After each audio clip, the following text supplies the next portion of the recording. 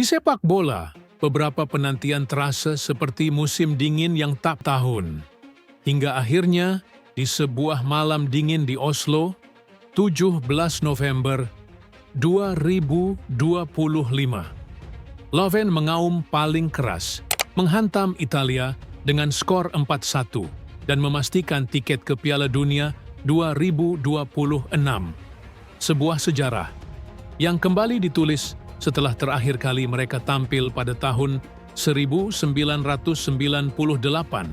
tahun ketika Erling Haaland bahkan belum lahir. Namun satu hal perlu dicatat, kesuksesan ini bukan hadiah, bukan keberuntungan, melainkan hasil dari fondasi yang dibangun hati-hati oleh Ståle Solbakken. Pelatih yang sejak awal percaya bahwa Norwegia bukan sekadar tim kuat, melainkan tim yang bisa menakuti dunia. Ødegaard, jantung permainan. Di lini tengah berdiri sang dirigen Martin Ødegaard. Dialah ritme, dialah tempo, dialah alasan mengapa Norwegia bisa berjalan dengan kepala tegak.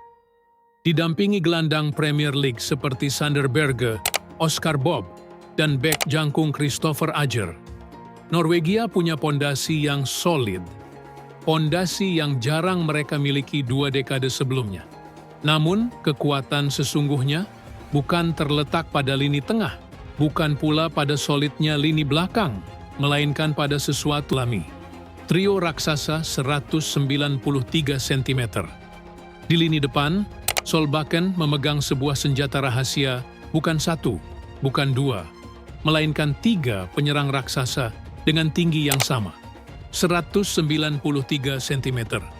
Mereka bukan sekadar penyerang. Mereka adalah menara baja Norwegia.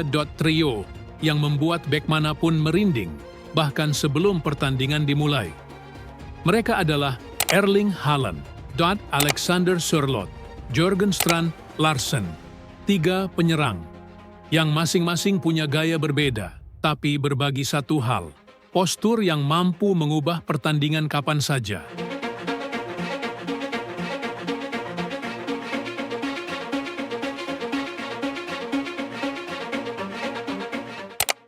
Erling Haaland, bomber utama Norwegia. Erling Haaland adalah pusat dari semuanya. Penyerang yang lahir untuk mencetak gol, membentak lawan, dan memecahkan statistik. Pada usia 24 tahun, dia sudah mengoleksi 55 gol dari 48 pertandingan untuk timnas. Angka yang bahkan tak masuk akal jika dilihat 2 kali. Namun Haaland bukan hanya mesin gol, ia adalah titik tumpu. Ia adalah tembok hidup yang mampu menahan bola, memberi ruang kepada Ødegaard, atau membuka jalur lari bagi rekan-rekannya. Dengan kecepatan dan kekuatan yang menyatu, Haaland memberi Norwegia sesuatu yang tidak mereka miliki sejak era Tore André Flo, seorang predator yang bisa menghancurkan pertahanan hanya dengan 1 sentuhan. Dan Piala Dunia 2026 akan menjadi panggung perdananya di turnamen terbesar dunia. Sørloth and Strand Larsen cadangan, yang tidak terdengar seperti cadangan. Jika Haaland adalah meriam besar, maka Alexander Sørloth adalah palu godam. Sørloth, striker Atletico Madrid, memiliki 26 gol dari 68 caps. Ia adalah pemain yang memenangkan duel udara, mengacaukan bek lawan, dan menjadi target utama saat Norwegia butuh gol dari bola mati. Lalu ada Jørgen Strand Larsen.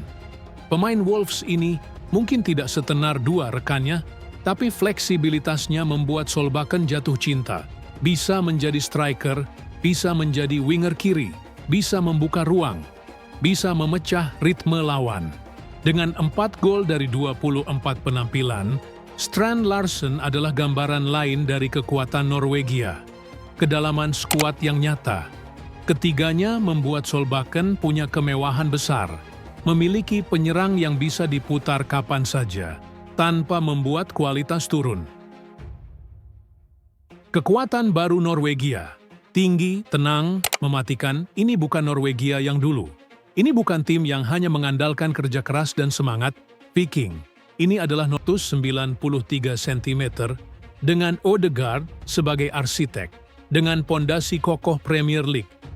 2026 nanti, dunia akhirnya akan melihat bagaimana tiga raksasa Skandinavia ini mengubah Leuven menjadi tim yang tidak hanya datang untuk berpartisipasi, tetapi untuk membuat sejarah baru.